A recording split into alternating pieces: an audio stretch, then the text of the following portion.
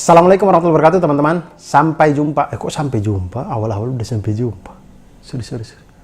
Assalamualaikum warahmatullahi wabarakatuh. Selamat datang teman-teman di video ke-26 dari 30 tokoh jahiliyah yang mungkin Anda tidak tahu.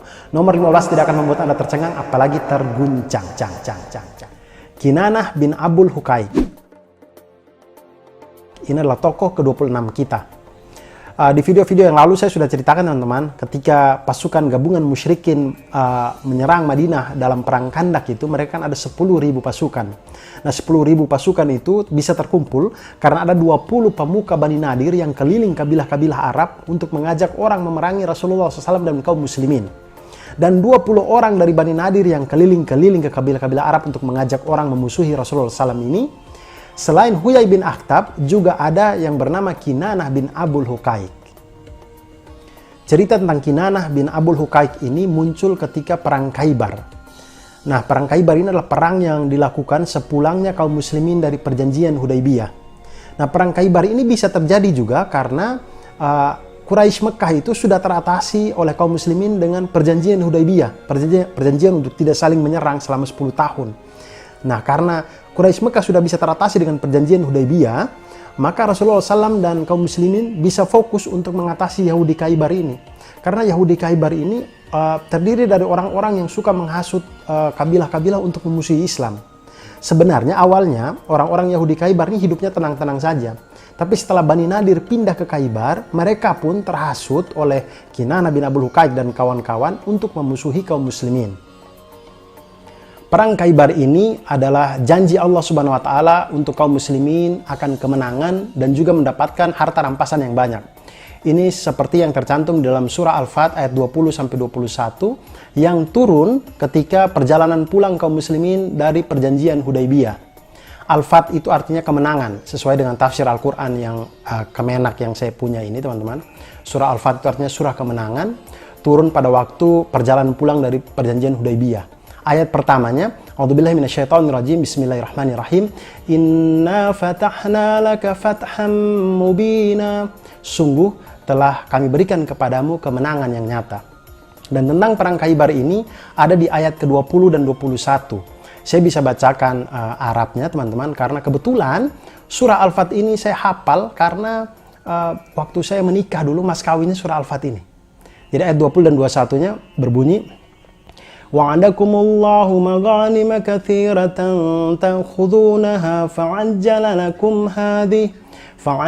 لَكُمْ هَذِهِ وَكَفَّ أَيْدِيَ النَّاسِ عَنْكُمْ وَلِتَكُونَ آيَةً لِلْمُؤْمِنِينَ وَيَهْدِيَكُمْ صِرَاطًا مُسْتَقِيمًا وَأُخْرَى لَمْ تَقْدِرُوا عَلَيْهَا قَدْ أَحَاطَ اللَّهُ بِهَا وَكَانَ اللَّهُ عَلَى كُلِّ شَيْءٍ قَدِيرًا. Artinya, saya bacakan teman-teman ayat 20. Allah menjanjikan kepadamu harta rampasan perang yang banyak yang dapat kamu ambil. Maka dia segerakan harta rampasan perang ini untukmu. Dan dia menahan tangan manusia dari membinasakanmu agar kamu mensyukurinya. Dan agar menjadi bukti bagi orang-orang mukmin dan agar dia menunjukkan kamu ke jalan yang lurus. Ayat 21. Dan kemenangan-kemenangan atas negeri-negeri lain yang tidak dapat kamu perkirakan. Tetapi sesungguhnya Allah telah menentukannya. Dan Allah Maha Kuasa atas segala sesuatu. Jumlah pasukan muslimin yang berangkat ke Khaybar ini berjumlah 1.400 orang dan Rasulullah SAW membatasi kepada orang-orang yang suka berjihad saja. Jadi orang-orang munafik itu mereka tidak ikut.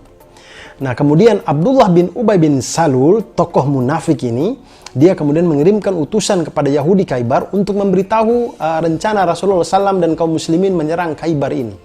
Kemudian orang-orang Yahudi Khaybar kemudian mengutus Kinanah bin Abul Huqaiq dan juga Hauzah bin Qais untuk pergi ke Bani Ghatafan atau suku Ghatafan untuk meminta bantuan. Karena seperti yang kita tahu bahwa orang-orang Yahudi dengan Bani Ghatafan ini, mereka ini sudah sekutu dari zaman dulu dan mereka sama-sama memusuhi Rasulullah SAW.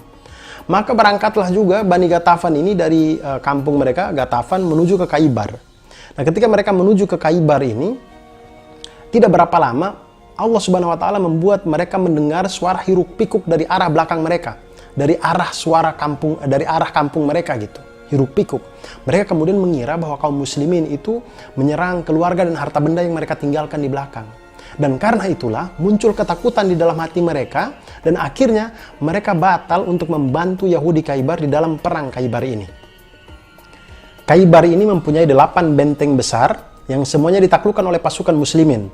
5 benteng ditaklukkan di paruh pertama dan 3 benteng ditaklukkan di paruh kedua. Benteng dari Abul Huqaiq ini termasuk di dalam penaklukan paruh kedua. Ketika penaklukan ini, Rasulullah SAW mengepung mereka selama 14 hari, yang akhirnya mereka menyerah. Kemudian sebelum mereka menyerah itu, mereka meminta berunding dengan Rasulullah SAW, kemudian Rasulullah SAW membolehkan, yang akhirnya kemudian mereka mengutus Kinanah bin Abul Huqaiq ataupun yang lainnya untuk berunding dengan Rasulullah SAW. Di dalam perundingan ini, mereka menawarkan agar orang-orang Yahudi dalam benteng tidak dibunuh, anak-anak tidak ditawan, dan mereka siap meninggalkan Khaybar dengan segenap keluarga mereka, dan mereka menyerahkan seluruh harta kekayaannya kepada kaum muslimin. Mulai dari tanah, emas, perak, kuda, himar, baju perang, dan lain-lain. Pokoknya semuanya diserahkan kepada kaum muslimin. Kemudian Rasulullah SAW menyetujui perundingan ini, dan Rasulullah SAW bersabda kepada mereka, "Aku juga membebaskan kalian dari perlindungan Allah dan Rasul-Nya, jika atau apabila kalian menyembunyikan sesuatu dariku." Maka orang-orang Yahudi ini pun menyetujui dan perjanjian ini dikukuhkan. Kinanah bin Abul Huqaiq ini walaupun dia menyetujui perjanjian bersama dengan Rasulullah SAW ini, tapi dia tetap menyembunyikan sejumlah harta benda. Jadi dia menyembunyikan berbagai macam perhiasan milik Huyai bin Akhtab yang pernah dibawa oleh Huyai bin Akhtab waktu Bani Nadir pindah ke Khaybar pertama kali. Nah, Rasulullah SAW kemudian menemui Kinanah, kemudian meminta harta benda tersebut. Tapi Kinanah kemudian bilang bahwa dia tidak tahu harta benda itu disimpan di mana. Kemudian ketika dia bilang seperti ini, ada seorang Yahudi yang datang kemudian mengatakan bahwa aku tahu Kinanah itu setiap pagi selalu mengitari bangunan yang runtuh itu. Kemudian Rasulullah SAW bertanya kepada Kinanah, "Wahai Kinanah, bagaimana jika aku membunuhmu jika ternyata kami bisa menemukan harta benda di reruntuhan bangunan itu?" Kemudian Kinanah bilang, "Boleh." Maka Rasulullah SAW meminta para sahabat untuk mencari harta benda tersebut di reruntuhan bangunan itu. Kemudian para sahabat pun menemukannya. Akhirnya Kinanah bin Abul Huqaiq ini pun dipenggal kepalanya. Dengan meninggalnya Kinanah bin Abul Huqaiq ini, membuat Safiyah binti Huyai bin Akhtab radhiyallahu anha menjadi janda. Karena sebelum perang Khaybar ini, Safiyah binti Huyai bin Akhtab radhiyallahu anha itu pernah menikah dengan Kinanah bin Abul Huqaiq. Rasulullah SAW kemudian menawarkan Islam kepada Safiyah radhiyallahu anha, dan Safiyah radhiyallahu anha memenuhinya, dan akhirnya Rasulullah SAW menikah dengan Ummul Mukminin Safiyah binti Huyai bin Akhtab radhiyallahu anha.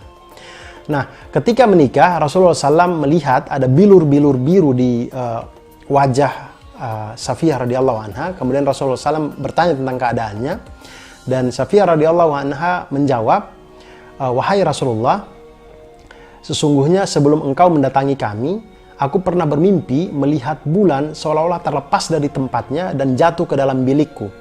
Aku tidak pernah menyebutkan namamu, tapi ketika aku menceritakan mimpi ini kepada suamiku menamparku." Lalu Rasulullah SAW bersabda, "Rupanya engkau dianugerahi kerajaan yang ada di Madinah."